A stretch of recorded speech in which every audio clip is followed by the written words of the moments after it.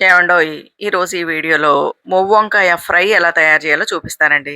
సాధారణంగా మనం గుత్తి వంకాయ చూస్తూ ఉంటాం. అంటే ఉల్లి మసాలా అంటే ఉల్లిపాయలు ఉపయోగించి మసాలా తయారు చేసి మనం ఈ వంకాయల్లో కూరి గుత్తి వంకాయ కూర తయారు చేస్తూ ఉంటామండి. కానీ అసలు ఒక్క ఉల్లిపాయ కూడా వాడకుండా, ఉల్లి మసాలా లేకుండా ఈ పౌడర్ తోటి మొవ్వు వంకాయ ఎలా తయారు చేయాలో చూపిస్తానండి. ఈ కూర అన్నంలో కలుపుకోవడానికి చాలా బావుంటుంది. ఇంకా మనం చారు గాని, లేదా మజ్జిగ పులుసు గాని, పప్పుచారు గాని, సాంబారు గాని, లేదంటే ఏదైనా పులుసు కూరలు గాని వండుకున్నప్పుడు నంచుకోవడానికి చాలా బావుంటుందనమాట. సాధారణంగా వంకాయలు దొరకగానే మనం వంకాయ ఇగురు, పులుసు, ఫ్రై, గుత్తి వంకాయ, వంకాయ పచ్చడి చేస్తూ ఉంటామండి. అలా కాకుండా డిఫరెంట్‌గా మువ్వ వంకాయ ఎలా తయారు చేయాలో చూపిస్తాను. ఫుల్ వీడియో చూసేయండి. Like, share, subscribe. మహారాజులొచ్చారు మహారాజులొచ్చారు మా ఇంటికొచ్చారు. మా మంచి వారంట మనకున్న వారంట మాకెంతో నచ్చారు.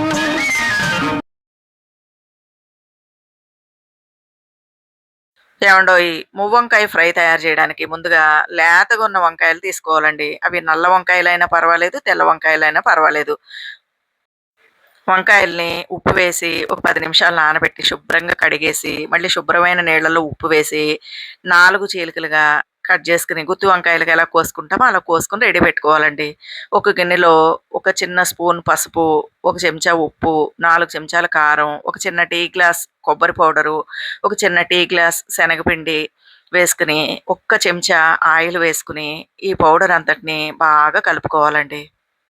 గుత్తొంకాయ కూరలో వేసినట్టుగా మనం ఇందులో ఉల్లిపాయ వేయాల్సిన అవసరం లేదు. అల్లం వెల్లుల్లి కూడా వేయాల్సిన అవసరం లేదండి.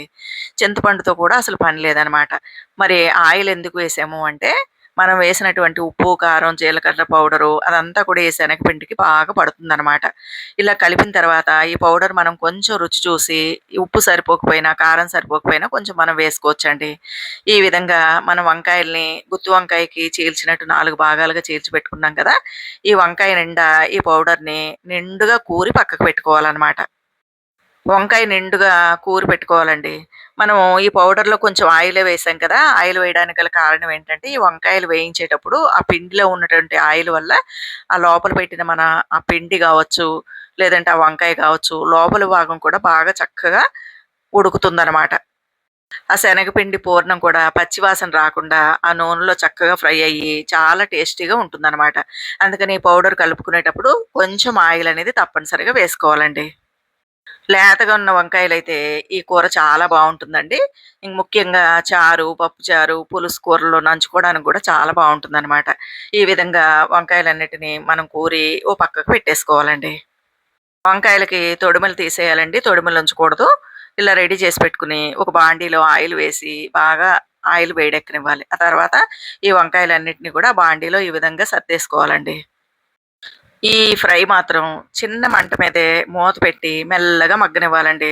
ఒక 5, 10 నిమిషాలు మగ్గిన తర్వాత ఒక్కసారి మళ్ళీ మనం మూత తీసి ఎలా ఉన్నాయో చూసుకుంటే మనకి ఎంతవరకు వేగింది అనేది చక్కగా అర్థమవుతుందనమాట. ఇంకేమన్నా మిగిలితే గనక ఆ పైన పెట్టేసుకోవడమేనండి. ఇంకా మనకు పౌడరు మిగిలితే ఇందులో పైన వేసేసుకోవచ్చు. ఒకవేళ ఎక్కువ పౌడర్ మిగిలిపోయింది పూర్ణం అనుకుంటే గనక దాన్ని అలాగే ఉంచుకుని ఆ మర్నాడు కాకరకాయ ఫ్రై గాని, దొండకాయ ఫ్రై గాని చేసుకుంటే ఈ పౌడర్ మనం ఉపయోగించుకోవచ్చనమాట. చూసారు గదా! మూత పెట్టానండి. 10 నిమిషాల తర్వాత ఇలా మగ్గింది. పైన మళ్ళీ కొంచెం ఒక 2 స్పూన్ల ఆయిలేస్తున్నాను. వేసి ఈసారి ఏం చేయాలంటే మూత పెట్టేసి దానిపైన ఎసరు పోసుకోవాలండి. ఇలా ఎసరు పోయడం వల్ల ఏమవుతుందంటే ఒక చుక్క చుక్క ఆవిరి ఆ వంకాయ మీద పడి చక్కగా మాడిపోకుండా వంకాయ అంతా కూడా బాగా ఉడికి ఈ విధంగా ఫ్రై అయిపోతుందనమాట. ఈ విధంగా ఒక 10 నిమిషాలుంచి తీసి చూసుకుంటే గనక వంకాయ ఫ్రై రెడీ అయిపోతుందండి. చూసారు గదా! చూడండి ఎంత చక్కగా రెడీ అయిపోయిందో. దీని లోపల ఉన్నటువంటి పూర్ణం కూడా బాగా ఉడికి చక్కగా ఫ్రై అయ్యి అన్నంలో కలుపుకోవడానికి కూడా బావుంటుందండి. చివర్లో సన్నగా కొత్తిమీర తరిగి శుభ్రంగా కడిగిన కొత్తిమీరని సన్నగా తరిగి దీని మీద వేసేసి ఒకసారి కలిపేసి ఇంకొక 2 నిమిషాలు ఉంచితే గనక గుమగుమలాడే మువ్వంకాయ రెడీ అయిపోతుందండి. ఇది అన్నంలోకి కలుపుకోవడానికి బావుంటుంది. చారు, పప్పుచారు, సాంబారు ఇంకా ఏవన్నా పులుసు కూరలు, మజ్జిగ పులుసు ఇలాంటియి వండుకున్నప్పుడు నంచుకోవడానికి గూడా చాలా బావుంటుందనమాట. ఎప్పుడూ మనం చేసుకునే గుత్తొంకాయ కూర గాకుండా ఈ విధంగా చేసి చూడండి. ఈ కూర చాలా బావుంటుందండి. చాలా రుచికరంగా ఉంటుంది. పిల్లలైనా, పెద్దలైనా అందరూ కూడా చాలా ఇష్టపడతారనమాట. చూసారు గదా! ఇలాగనమాట. ఈ వీడియో గనక నచ్చితే లైక్ చేయండి, షేర్ చేయండి. నా ఛానల్‌కి తప్పకుండా సబ్స్క్రైబ్ చేయండి.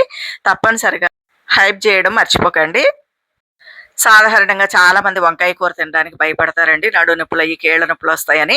కానీ మనం మన ఇంట్లో పెంచుకునేటటువంటి వంకాయలు తింటే ఎలాంటి నొప్పులు రావండి. వర్షాకాలం వస్తుంది కాబట్టి తప్పనిసరిగా అంగట్లో వంకాయ నార అమ్ముతారు. ఆ వంకాయ నార తెచ్చుకొని 4 ముక్కలు ఇంట్లో వేసుకున్నారంటే వంకాయ కూరతోటి అనేక రకాల వంటలు వండుకోవచ్చండి. ఈ వీడియో నచ్చితే లైక్, షేర్, సబ్స్క్రైబ్.